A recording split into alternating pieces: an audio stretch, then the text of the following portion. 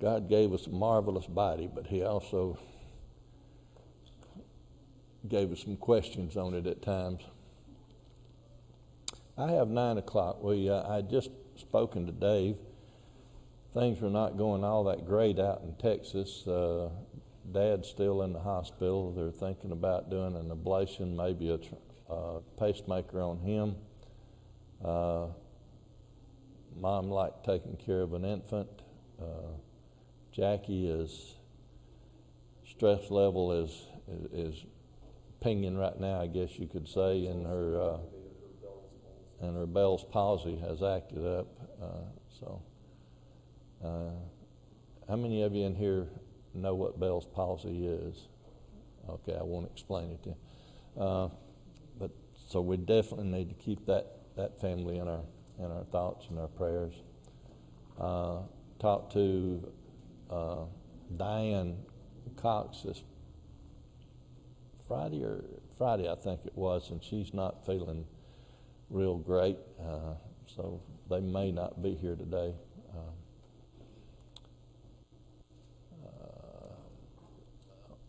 On the sick injured list, I think that's all I can think of right now. Brother Clarence, you got any?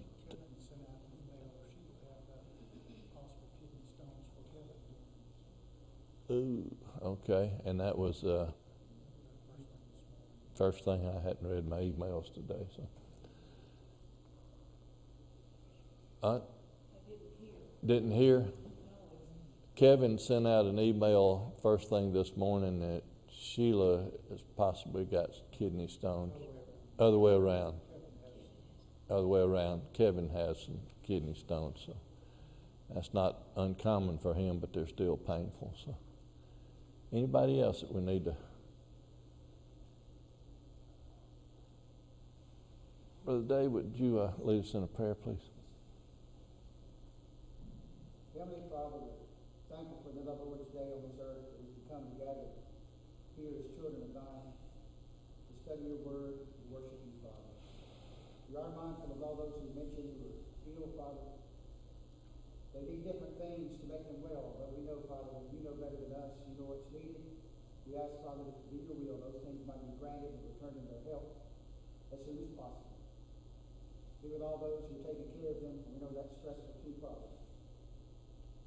As we study today, Father, the book of Daniel, let us look to his example, that he was always obedient to you, Father. Even though things seem dire, all things worked out for your good. Be with Larry as he leads us. Be with us as we have open minds and hearts. And continue to bless us. In Christ's name, amen. Amen. To start the book of Daniel, I think we first need a little bit of an overview so we can put it in its proper time slot. We just finished with a study of the book of Ezra, Nehemiah, and Esther, and we had said that Esther fell in somewhere around chapter 6, 7 of Ezra, and the book of Ezra and Nehemiah at one time was one book and covers some territory there, but the time frame of it and everything. So when in the chronological time frame does the book of Nehemiah basically end? Around 433 BC. Starts about 445, Ezra a little bit before that. So we're getting down to a close. Well, in essence, this is the last major event in the Old Testament. We have prophets after this. Malachi, for instance, is our last Old Testament prophet that prophesies about New Testament stuff. But we're getting down to the close of the Old Testament when we complete the Ezra and Nehemiah study.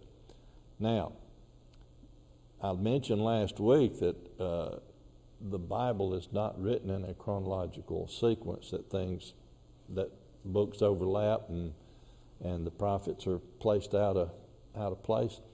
So if we go back to the book of Daniel, we're now regressing or going back in time about 160 plus years, 170 years, because now we're going back to about 605 BC. Now, also the book of Daniel If I were to say it is a composite book, what would that mean to you? The book of Daniel is a composite book.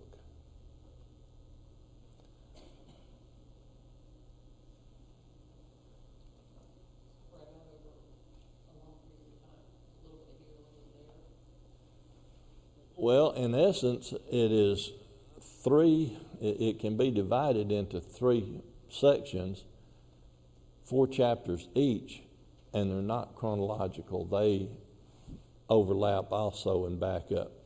The first 4 chapters are thought to be chronological, and then when we get into the 5th, the next set of chapters, it sort of backs up.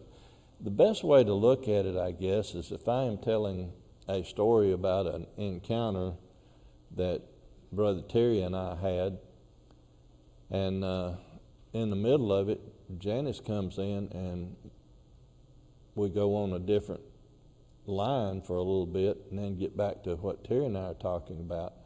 Well, if I talk about what Terry and I did from start to finish, and then I go back and recount the encounter with Janice, that's what I'm talking about, that the first 4 chapters sort of take the whole thing, and then when we go to the next sets of chapters, they sort of go back and add information to and things of that nature.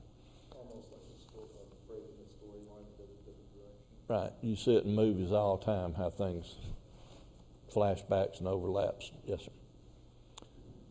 Questions or comments then before we start the book of Daniel?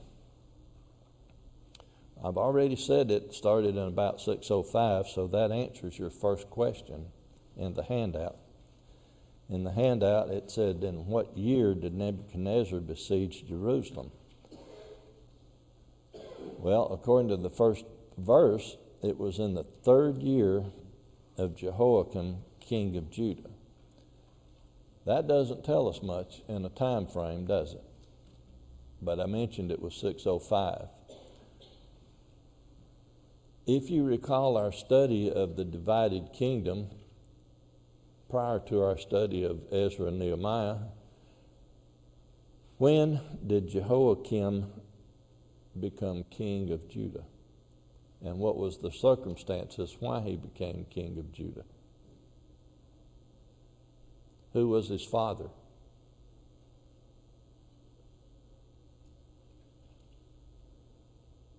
Maybe we need to go back and study the divided kingdom again. Okay. Let's see if I can put this in a timeline for you. We're getting down to the close of the United Kingdom. We had the divided kingdom, then the one kingdom, and we're getting down to the close of it.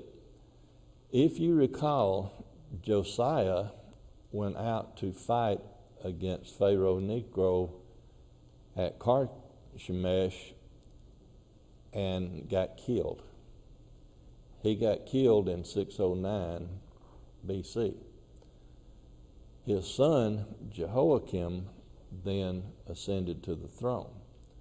Well, now I just said that it was 605 here in verse 1, and it's in the 3rd year. How do you reconcile 609 and 605 as being a 3rd year of his reign? Daniel is, because on the Jew end it would be tightened up a little bit, but Daniel is writing this. How was Daniel raised from the time he was a teenager until his adulthood, until he wrote this book? He was raised as a Chaldean. He was in the court of the king of Babylon. So, writing from a Babylonian perspective, the first year a person goes to the throne, that is their year of ascension. The next year is the first year of their reign. So 876 puts it into the 606, 605 range that we say that all of this took place. Does that make sense? Questions, comments? Okay. So it says in the 3rd year of the reign, Jehoiakim. Now what was Jehoiakim's other name?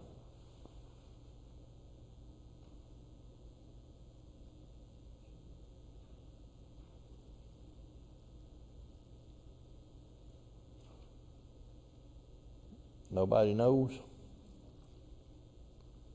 Wasn't it Eliakim to start with? Was his family name, and then the Egyptian king changed his name from to Jehoiakim? Nebuchadnezzar. Why was Nebuchadnezzar coming when he did? Nebuchadnezzar became king also in around 609 when his father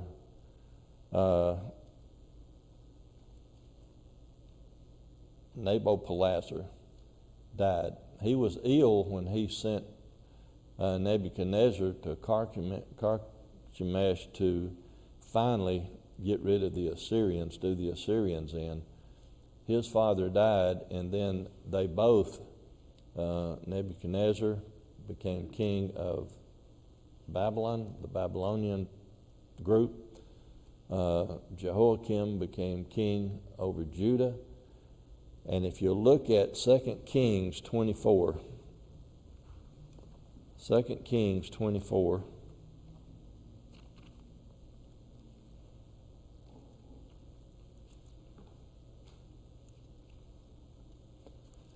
and verse 1, says, in his days Nebuchadnezzar, king of Babylon, came up, and Jehoiakim became his servant 3 years. Then he turned and rebelled against him. So they were both kings, and Jehoiakim was basically serving and was getting along with Nebuchadnezzar for 3 years. And then when he rebelled, then that's when Nebuchadnezzar started fighting against Jerusalem and had left Carchemish and surrounded it and besieged it. Verse 2 says, and the Lord gave Jehoiakim, king of Judah, into his hand with part of the vessels of the house of God, which he carried into the land of Shinar to the house of his God, and he brought the vessels into the treasure of his house of his God, meaning Nebuchadnezzar's God. Why did God give Jehoiakim into the hand of Nebuchadnezzar? And that is, pardon? His evil ways. He was not a good king. He was bad, so God put him in place. Verse 3, let's just look at our questions in our handout, because that was question 2, and that goes back to 2 Chronicles 36. You can find where he did evil in the sight of the Lord. Question 3, what prophet told King Hezekiah, all that is in thine house and that which thy fathers have laid up in store unto this day shall be carried into Babylon, nothing shall be left, saith the Lord. And this is found in 2 Kings 20:16 through 19. Which prophet was talking about that? Isaiah. Now, that leads to something that's kind of, at least to me, kind of interesting. Because when we get to the next verse, where it talks about the king spoke to Ashpenaz, the master of his eunuchs, that he should bring certain of the children of Israel and of the king's seed and of the princes, Nebuchadnezzar told Ashpenaz to bring certain of the kids in for training. There is a question that sort of rolls around, and I'm of one opinion. There's nothing in the scripture that says it for fact, unless you want to take prophecy into play, which I do. Was Daniel and his companions made eunuchs?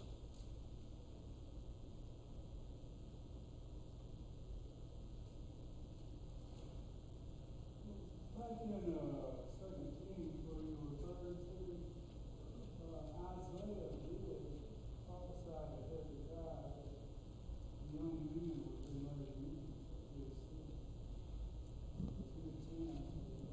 seed of Hezekiah, his descendants are going to be taken into the palace and made eunuchs.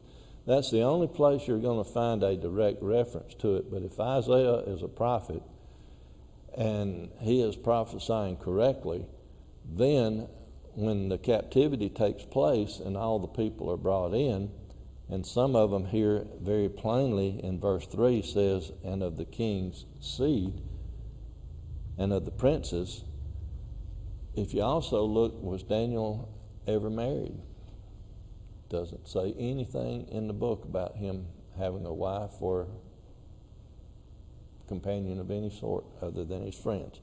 So that's just a tidbit thrown in for extra, but I personally believe, because of the prophecy of Isaiah, that when they went in and when they were in that king's palace and was going to serve the king, that prophecy was fulfilled, and that group was made eunuchs. Now, how old were they when they were brought into the Babylon? I'm sorry?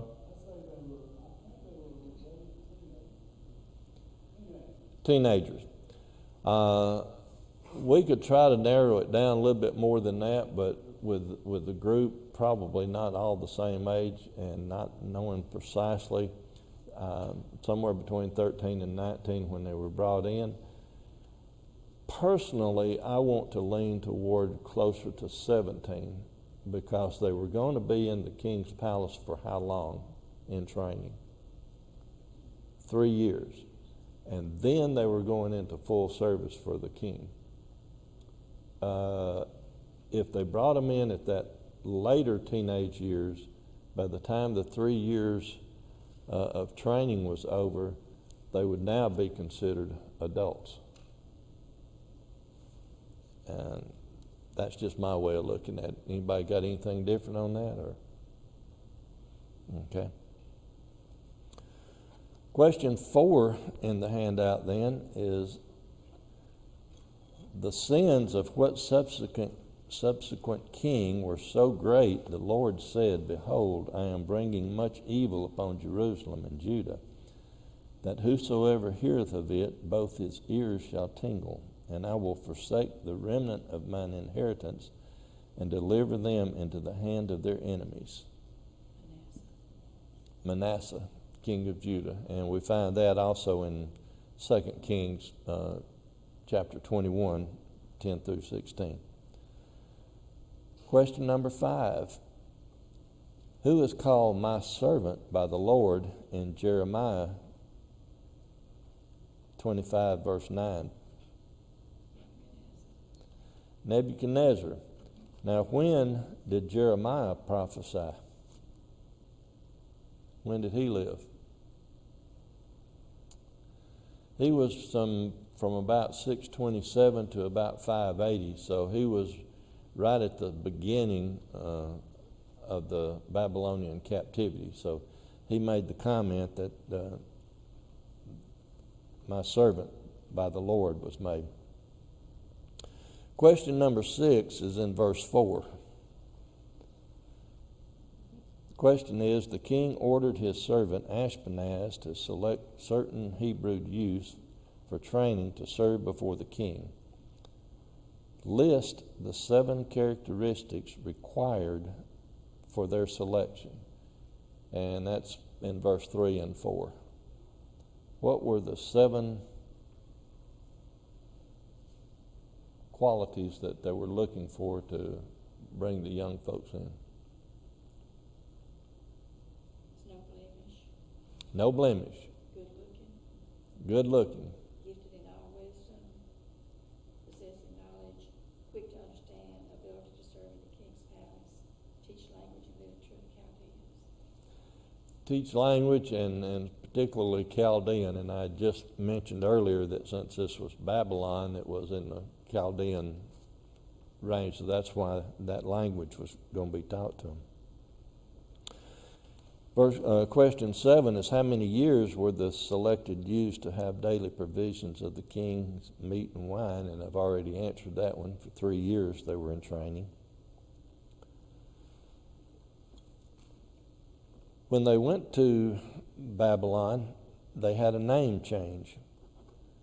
And that name change is listed in verse 5 and 6. I guess 3 or 4, 5 and 6. Sorry, I've got my things offline. 6 and 7 are where the names are changed. So the youths that went in, what were their Hebrew names? Daniel,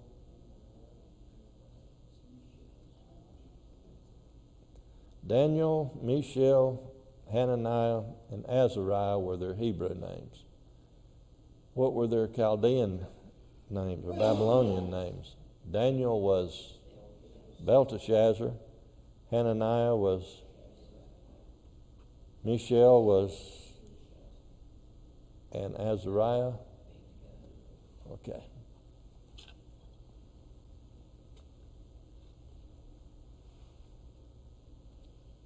Question 9, what did Daniel purpose in his heart? And before we look at verse 8 for that, we have to go back and look at what was going to take place. The king, verse 5, the king appointed them a daily provision of the king's meat and of the wine which he drank, so nourishing them for 3 years, that at the end they might stand before the king. So here you've got 4 young people at least. We never know exactly how many youths were brought in from there, but we talk about these 4. Now they were going to have a diet change. So now we get down to the question 9 in verse 8. So Daniel purposed in his heart that he would what?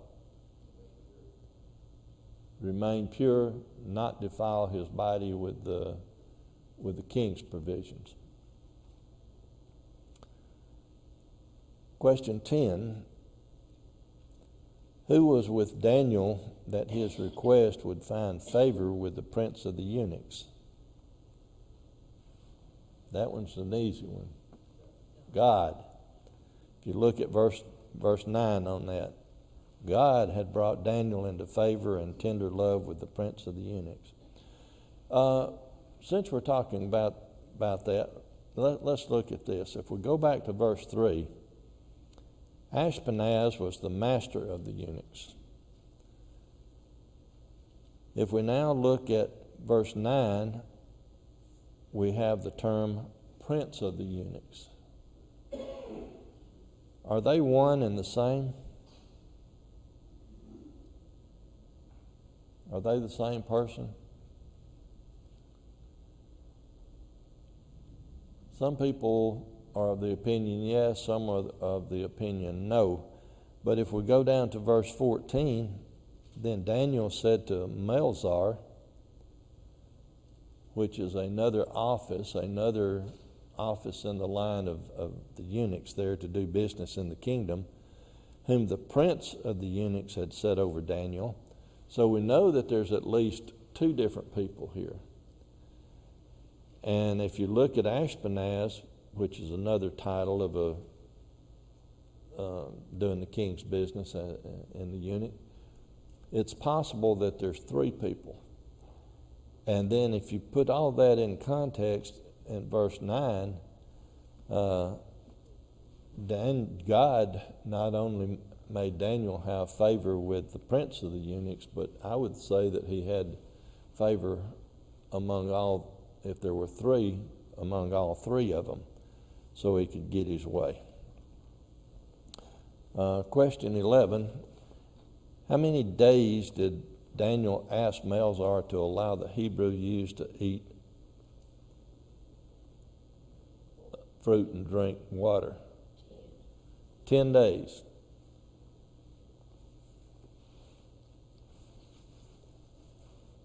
Anybody in here a dietitian?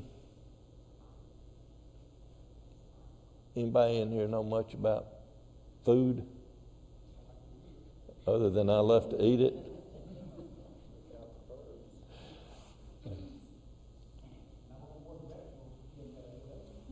10 days to me sounds like a short period of time to make that much distinction about how a person is going to appear.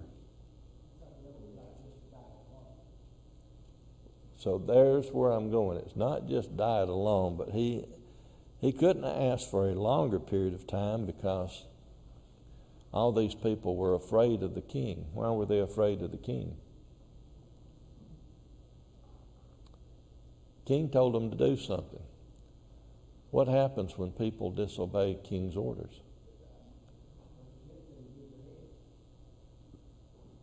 They die, could be beheaded, could be tortured, could be anything. So they were afraid, and because these young folks were in their charge, if anything happened to them, who's going to be held responsible? They are. So they're going to feel the full weight of the king's anger at that point. So it probably, if God hadn't have intervened and helped them find favor, would it have happened? Probably not. So Daniel asked for 10 days so that they could prove themselves.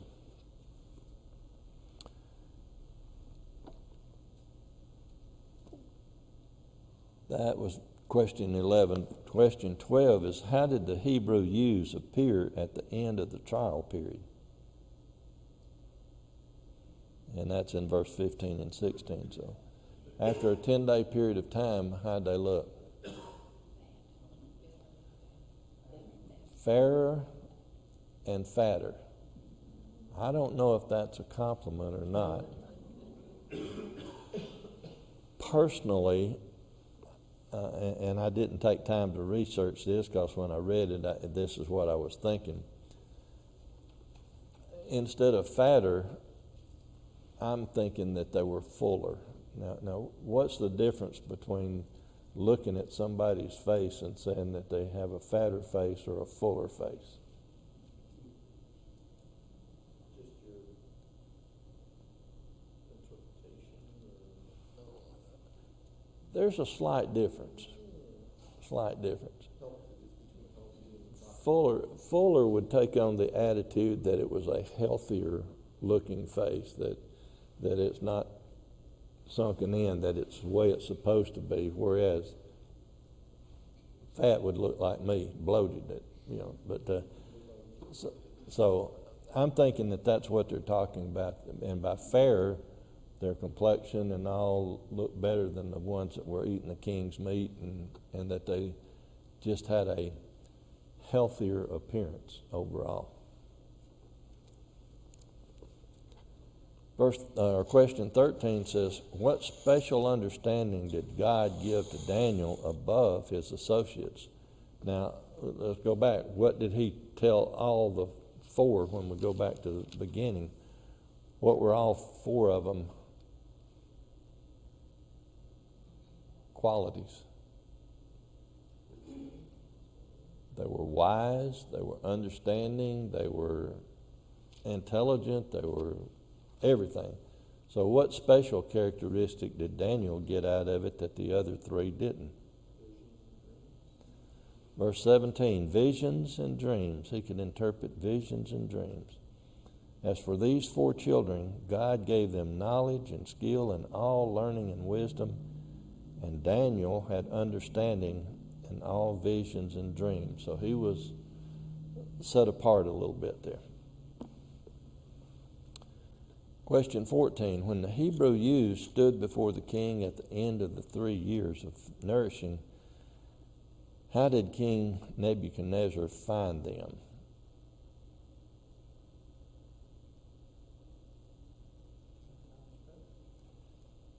They just didn't look better. According to the king, they looked 10 times better. And that's in starting with verse 18.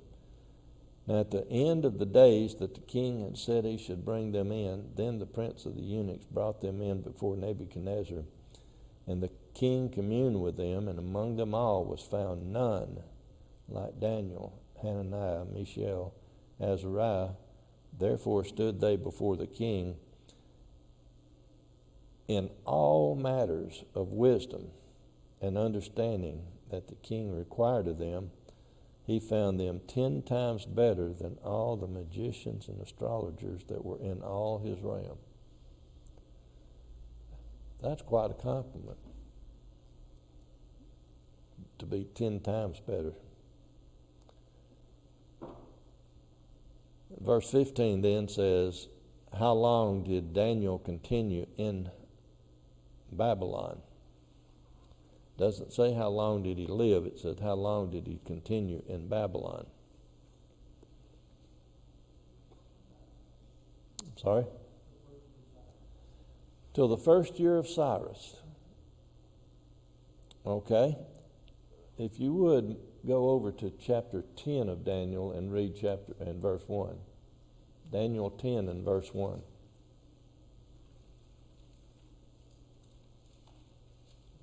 In the third year of Cyrus, king of Persia, a message was revealed to Daniel, who was named Belteshazzar. And the message was true and one of great conflict. But he understood the message and had an understanding of the vision. Okay, I thought you said that he lived until the first year. Chapter 10 tells us he lived to the third year. How you reconcile the two? God knows. This is where I talked about the chapters. It's not, the first ones are in chronological order, and the next go back and fill in some gaps.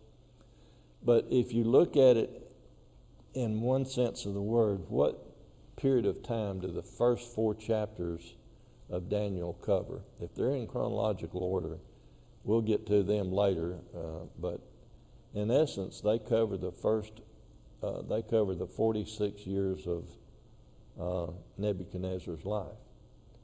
So when it comes in and this verse says that Daniel lived until then, that was just a change of authority, a change of rule during this period of time. Then when we get back to chapter, He continued in Babylon until the first year of King Cyrus. Right. Right. There we go. And now we're switching over when we get to verse 10 because we're looking at a different story and a different. So, yes, ma'am. The first year of King Cyrus is also when the return was happening. Right. To a Jewish mind, this would mean he was there until Jews started returning. Absolutely. This is when Cyrus had told them what they could do and everything. So they're marking major milestones here. Brother Terry? It also changes the concept that many times we have the idea that Daniel was still a pretty young fellow when he went into the den. He was on up in the years by the time he got thrown in the lion's den.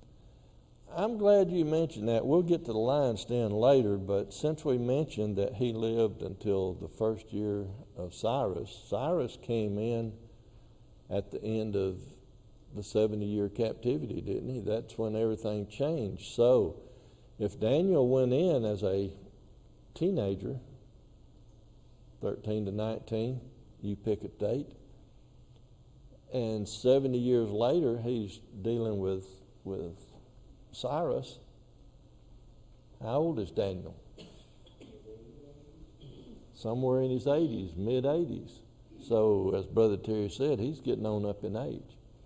And then as we get into some of the stories there, he's not a young fellow when he goes in the lion's den. But That's why I have to be careful when you're doing visual aids and stuff for your children. But a lot of times it has him in there as a little boy.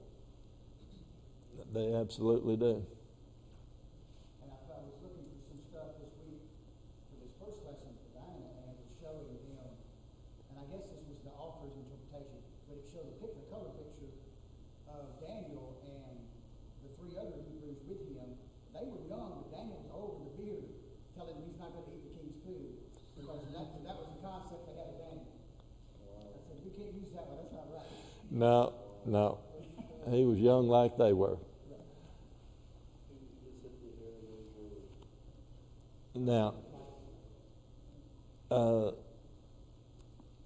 week or two ago when we was talking about Esther, somebody had brought up the difference between Esther and Daniel, that Esther went along with and lived in. And I had made the comment that that was because she was born in captivity.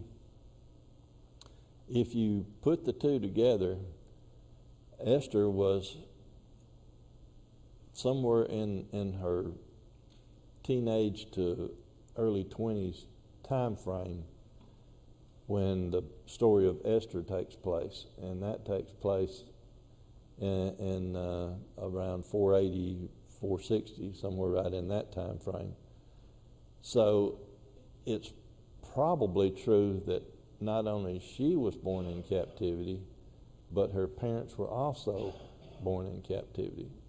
Because normally, unless they go into detail in the scripture and tell you that somebody had a child in their old age, it was just through the normal process of childbearing.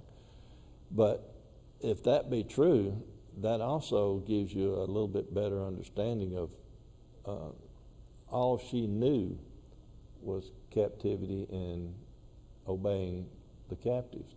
Daniel, personally, I want to put him a little bit older than the 13. I want to put him somewhere in the 16 to 17 year time frame. That's just me personally from looking at other stuff. But if he had been taught from his youth the way of the Hebrews, the way of the Israelites, then he had a firm understanding and a firm knowledge of what was taking place when he went in. And I also, again, this is just a personal opinion of mine, based on who he was and how things immediately starts taking off with God helping on the side, I believe that he was a very devout young man and knew that God would be with him through this endeavor. Yes, sir. I always look at it this way, that Esther was a Jew by lineage, and he was a Jew by practice.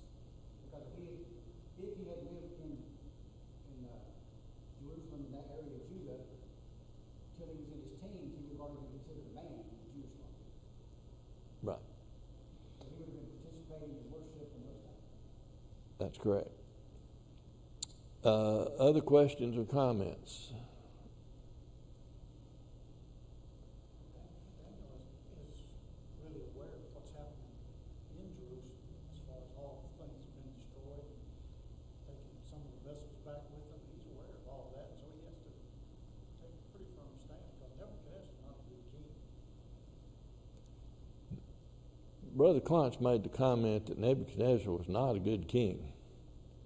There's a few times where he has a good attribute or two, but overall, he's not a good king. He would turn on a person in a heartbeat. I didn't think I would finish with chapter 1, but I did, and that's only because when we get later in the books, when we start trying to explain the weeks and the days and the times and the times, probably won't finish. But that's all I have for chapter 1. Is there anybody that has anything that they want to add to it or question on?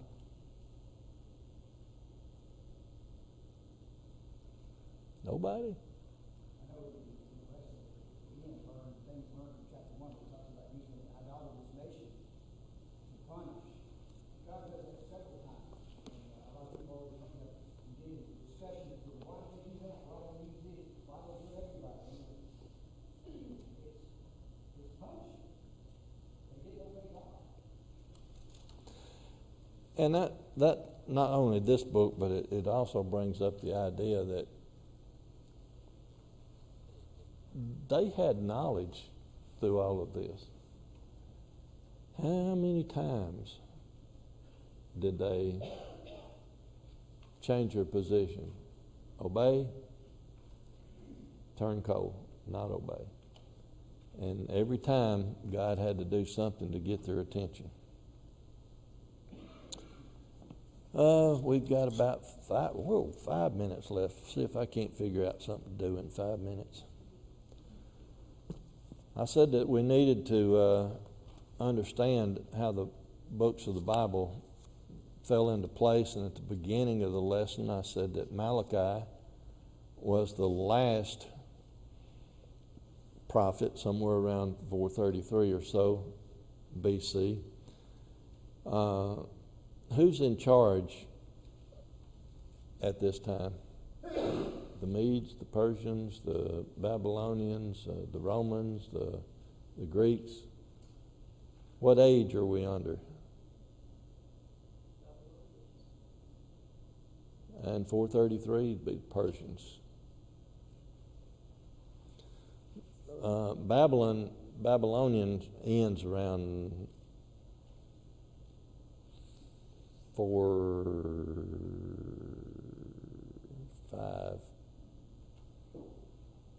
530.